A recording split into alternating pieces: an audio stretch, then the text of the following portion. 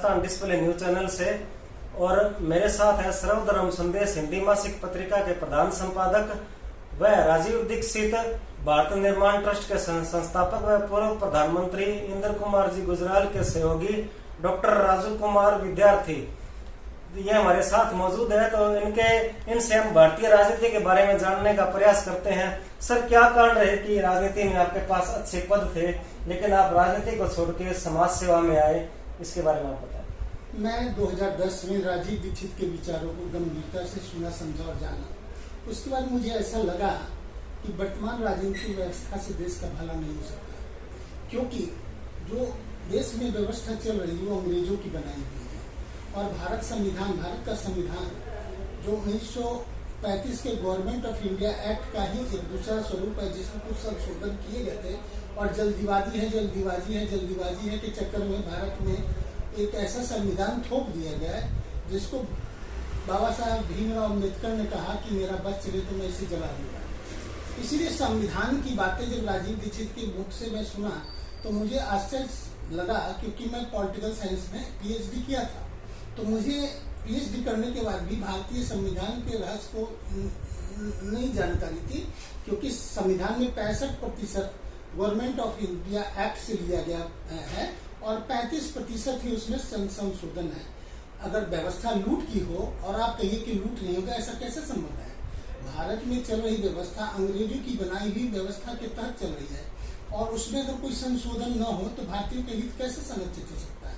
भारत में जो भी कानून आज चल रहे हैं वो कानून अंग्रेजों ने बनाए थे भारतीयों को लूटने के लिए, और वो कानून अगर नहीं बदला गया तो कैसे कहा जा सकता है कि देश में आजादी आ गया? इसीलिए राजनीति की जो व्यवस्था है उसके प्रति मेरी जो समझ बनी, उसके बाद मैंने समझा कि इस राजनीतिक व्यवस्था को बदलने के लिए हमें सक्रिय रूप से काम करने की जरूरत है। और राजीव भाई ने जो रास्ते बताए हैं उस रास्ते पर चलते हुए मैं जय हिंद सेना एक ऐसा संगठन बनाना चाहता हूँ जिसके माध्यम में स्वदेशी स्वावलंबन स्वराज के माध्यम से व्यवस्था परिवर्तन के कामों के लिए क्रांतिकारी नौजवानों को, देश और समाज को जागृत करना है, स्वावलंबी बनाना है। और जब हम समाज और देश के लोगों को स्वावलंबी बनाएंगे तभी लोग हमारे साथ जुड़ेंगे, और जो जुड़ेंगे वैसे अच्छे लोग जब देश के शासन और सत्ता में जाएंगे तब स्वराज आएगा और तब व्यवस्था परिवर्तन होगा। ऐसी मेरी समझ है। वर्तमान राजनीतिक परिप्रेक्ष्य है जो आजकल नेताओं की भाषा भी काफी अभद्र हो गई है। लोग राजनीति में एक दूसरे के खिलाफ पर्सनल कमेंट्स करते हैं और ऐसे कमेंट्स करते हैं कि जिसको सुन पाना भी अच्छा नहीं लगता। तो इस राजनीतिक व्यवस्था को आप कैसे मानते हैं, क्योंकि आपने भारतीय राजनीति को करीब से देखा है? मैं कार्यकर्ता से यहाँ तक पहुँचा हूँ। मैं राजीव दीक्षित के काम करने से पहले मैं 1985 से 2000 तक करीब राजनीतिक कार्यकर्ता रहा हूँ। तो कार्यकर्ता अब जो जमीनी कार्यकर्ता है वो नेतृत्व नहीं बन सकते, क्योंकि राजनीति की जो व्यवस्था है, चुनाव व्यवस्था है, वो खर्चीली है। जिसके पास करोड़ों अरबों नहीं होंगे वो शासन सत्ता तक पहुँच नहीं पाता है। इसलिए देश में सत्ता पाने के लिए धन का महत्व हो गया है, और जिसके पास धन नहीं होगा वो नेतृत्व नहीं कर सकता। तो धन तो वही लोग प्राप्त कर पा रहे हैं जिनके पास गलत ढंग से धन प्राप्ति के रास्ते हैं। चाहे आप लुटेरे हैं, चाहे व्यापारी हैं, चाहे जो, तो व्यापारी कभी सहकारी नहीं हो सकता, व्यापारी कभी देशभक्त नहीं हो सकता।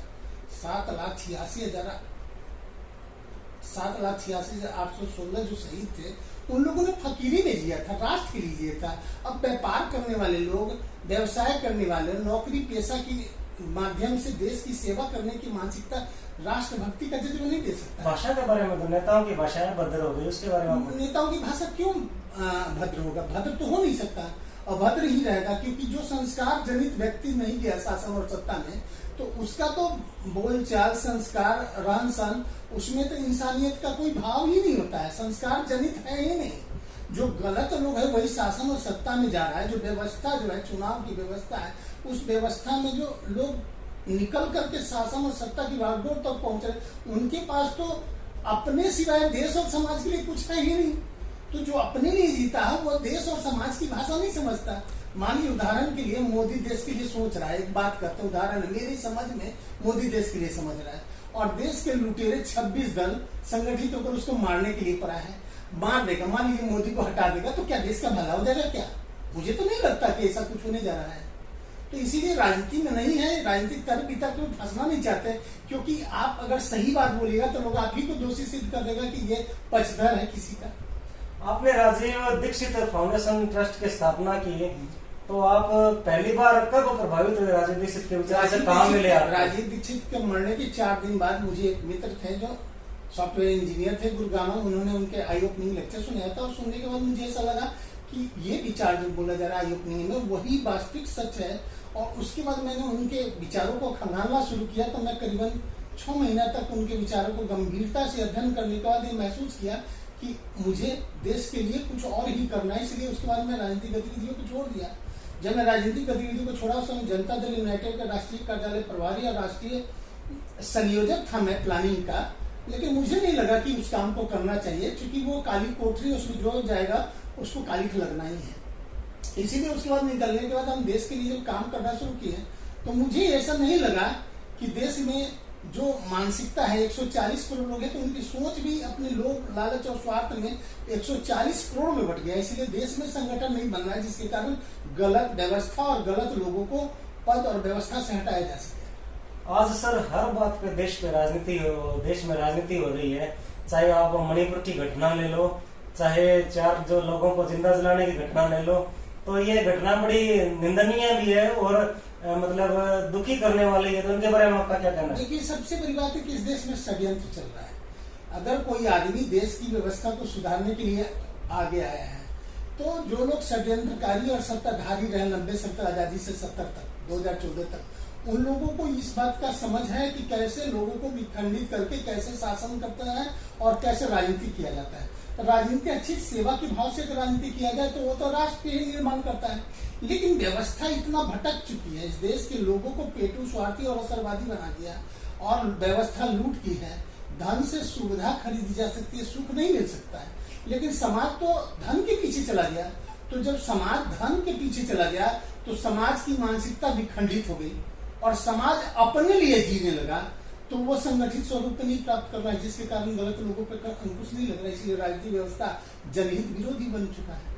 मीडिया पे भी भारत में तरह तरह के आरोप लग रहे हैं कि मीडिया गोदी मीडिया हो गई है या बिकाऊ हो गई है। तो इसके बारे में आपके विचार क्या? देखिए, मीडिया तो सबसे ज्यादा की औद्योगिक घरानों के हाथ में चली गई, और मीडिया पे कंट्रोल विदेशी शक्तियों का है। मोदी मीडिया हो जाए चाहे किसी की मीडिया हो जाए, मीडिया पक्षपातपूर्ण दृष्टिकोण से तो काम करती ही है। लेकिन मोदी के गोदी या गोदी कहा जाए, मोदी जो काम कर रहा है उस काम को तो देश की जनता को देखना चाहिए। मोदी नहीं तो भारत नहीं, ये मेरी मानसिकता है।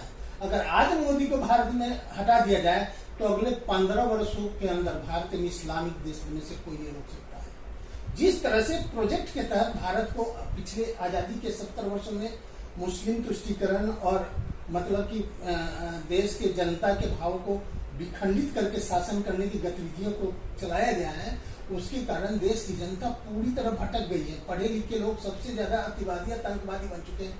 अब इस्लामिक और क्रिश्चियनिटी की सत्ता में पढ़ने वाले हमारे बच्चे जो संस्कार के लिए नहीं पढ़ते हैं, रोजी रोजगार के लिए पढ़ते हैं, नौकरी के लिए पढ़ते हैं, नौकरी प्राप्त करने वाले लोगों के कारण ही तो 80% अपराध इस देश में संरचित है।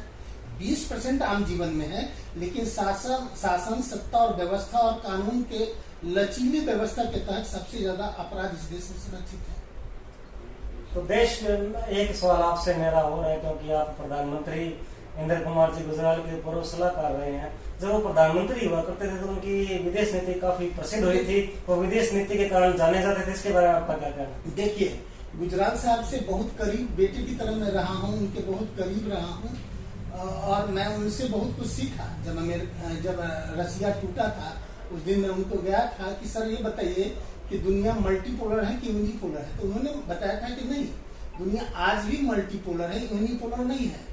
तो विदेश नीति की बहुत सारी गूढ़ बातें जो रसिया में एम्बेसी में रहते, वो एम्बेसडर रहते, या विदेश नीति में तो बहुत सारी बात उन्होंने बताया था। लेकिन विदेश नीति तो आज का विदेश नीति जो मोदी का विदेश नीति है, उससे बड़ा विदेश नीति हमने कभी नहीं देखा।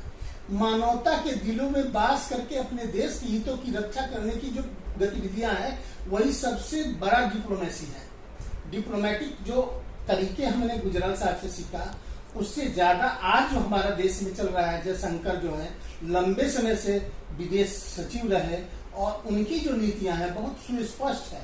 मोदी का जो नेतृत्व करने की जो क्षमता है, और दुनिया के इतिहास में जो अमेरिका के संसद में, ऑस्ट्रेलिया में, इंग्लैंड में, फ्रांस में, विदेशों में जो मोदी के कारण जो भारत का आकर्षण बना, 160 देशों में जिस तरह से भारत का व्यापार बढ़ा है और आर्थिक मंच पर भारत विश्व में जिस तरह से अपने वर्चस्व को बढ़ाते हुए दुनिया के दो विरोधी ध्रुव को भी अपने साथ समायोजित करके विश्व बंधुत्व का नारा देते हुए योग के माध्यम से दुनिया में भारत का जो शान शौकत और अभिमान को बढ़ाया है, उसके बाद मुझे नहीं लगता कि जो लोग मोदी के विरोधी हैं वो देश के हित के लिए चिंता करने वाले लोग हैं। आप 165 करोड़ की आबादी को, देश की आबादी को क्या संदेश देना चाहेंगे? आपके माध्यम से क्या संदेश देना? हम बस इतना ही देना चाहते हैं कि राष्ट्र के प्रति समर्पण में ईमानदारी लाई जाए और हर आदमी अपने हित की बात जरूर सोचे, लेकिन अपने हित से ज्यादा सहकारिता, सहयोग, विश्वास और भाईचारा जो हमारे राष्ट्र की मूल धरोहर रही है, हम दूसरे के प्रति श्रद्धा रखते हैं। बहुजन हिताय बहुजन सुखाय हमारा सबसे बड़ा सूत्र है। सनातन धर्म क्या करता है? प्राणियों में सद्भावना, विश्व का कल्याण हो, है ना, सभी का कल्याण हो। तो ये सब जो है ना, ये तो इस तरह से हम अगर देश और दुनिया की बात को ईमानदारी से सोचे तो भारत का भला करने के लिए देश में एक जागृति लानी होगी और जो हमारी व्यवस्था बनाएगी उस व्यवस्था को तोड़ने की दिशा में मोदी जी का बहुत ईमानदार प्रयास है। और मेरा ऐसा मानना है, मैं किसी पार्टी और पक्ष का व्यक्ति नहीं हूँ,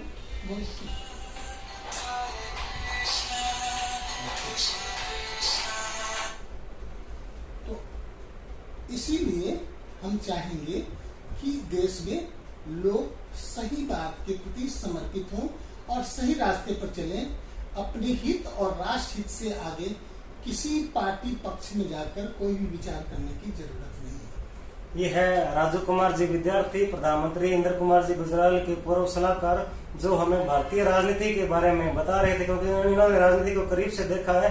हनुमानगढ़ से राजस्थान डिस्प्ले न्यूज के लिए नरेश पारिक।